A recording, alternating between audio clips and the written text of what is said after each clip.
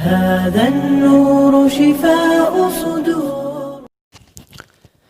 ای نامی تو بهترین سرآغاز، به نام تو کی نامه کنم باز. اما بعد کسانی که نمیدانند نباید از آموختن شرم کنند، زیرا قیمتی هر شخص به قدر معلومات اوست. حضرت محمد صلی الله علیه و سلم می‌فرمایند: ای مردم، هر کسی که چیزی را بداند پس همان را بگوید، و اگر نداند پس باید بگوید که خدا داناتر است.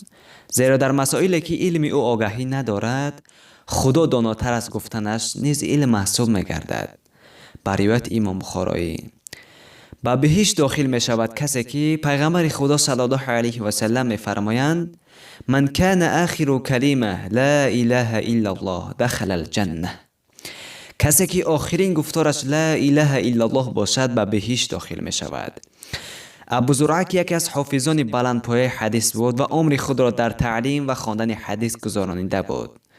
در آخر روز عمرش اسناد این حدیث را می‌خواند تا اینکه رسید به قول رسول الله صلی الله علیه و سلم: من کان آخر کلمه لا اله الا الله، و گردنش یک طرف شد. دیدند که از دنیا درگذشته است. انا لله و انا الیه راجعون. خدا رحمتش کند. حتی پیش از گفتن دخل الجنه، یعنی به بهشت داخل می شود، درگذشت و آخرین سخنش کلمه شهادت بود. و همین است که انسان به هر گفتاری که زبانش را عادت داد، به همان گفتار از دنیا می رود. پس انسان باید همیشه کوشش کند که زبانش به نام الله تعالی باشد، تا وقتی از دنیا گذشتنش هم بر یاد خدا رهسپار آخرت شود.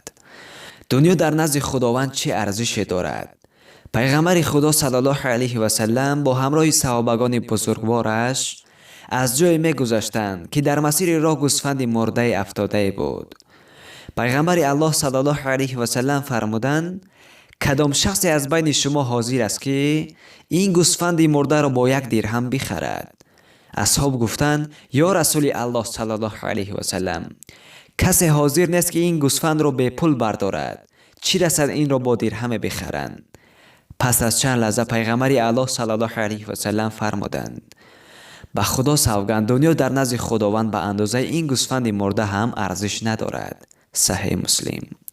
خداوند با فضل و کرمش عاقبت همه ما را به نیکی بگرداند و آخرین گفتار ما را کلمه شهادت قرار دهد. دوستان من، خود را احتیاط کنید. خدا حافظ. سلام علیکم و رحمت الله و برکاته.